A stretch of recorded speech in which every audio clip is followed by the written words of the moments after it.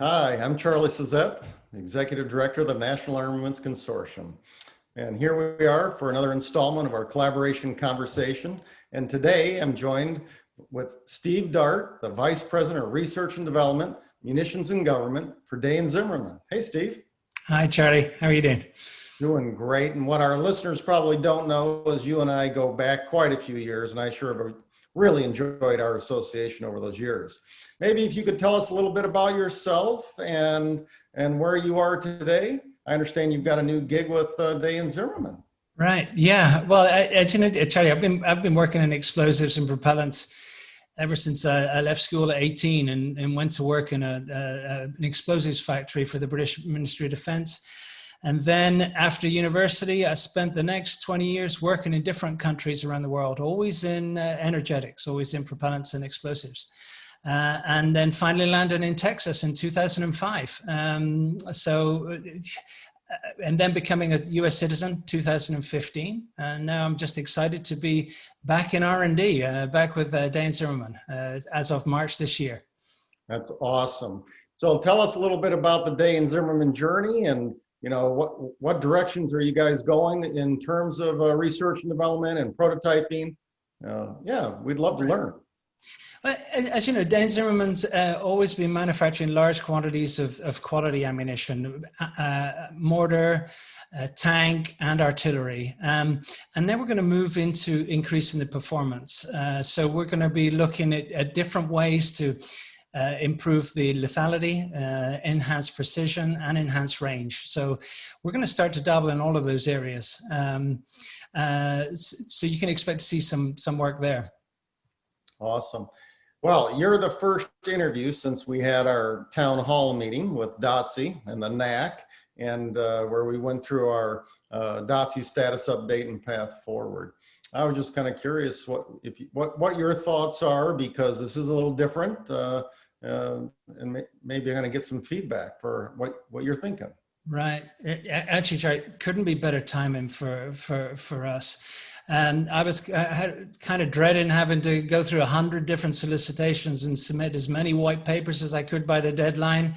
This new schedule of monthly releases of solicitations will give us both the time to put in better quality white papers and more white papers. And it'll give me time to contact all the 4 different facilities that we have and get the best input we can. So yeah, that's a great initiative. I think so too. I really do. Well, now as you're starting to launch into this prototyping, kind of begs really 2 questions. One is how, you've got different facilities, different locations, and how do you handle that in terms of networking and managing, that footprint, if you will? Yeah, I think being geographically dispersed gives us a big advantage. We've got different customer touch points through the different facilities, and there are lots of small companies that we're working with in the different facilities, and they have initiatives. They don't often have the resources, but they have ideas. And for example, just last week, I was talking to a professor from Kansas University, and I'm pretty sure we wouldn't have got that contact if it wasn't for operations in Kansas. So I think it's a great opportunity for us. I think it opens up a great network. That really is awesome. Well, one last question, and really it's more about now as a traditional contractor, and you're trying to bring in new technology and make your systems and your systems of systems more relevant. I'm sure you're looking for innovative non-traditionals, and maybe even considering outside your supply chain. And given the circumstances we're in today, what's your approach, maybe in your advice to others, in terms of networking with the non-traditionals and making those connections? Yeah, I think a good start, if you're coming to this new, a good place to start is the NAC Collaboration database on the NAC secure website. So start there. You can go through, it's got descriptions of the companies, and they can put in what they're looking for. You also get the contact information, and it's very easy to call somebody up and say, hey, I see you're a fellow member of the NAC. We're looking at areas in this technology. Can you help, or do you have any ideas? So that's been useful. And obviously the network through the other customer touch points, but I would start with the NAC Collaboration database. No, I think both of those are great ideas.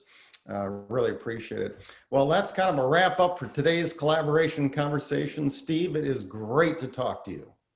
It's good to see you too, Charlie. Yeah, good to see you. Be safe and say hello to Texas. Okay, I look forward to when we can meet in person. See you soon. Yeah.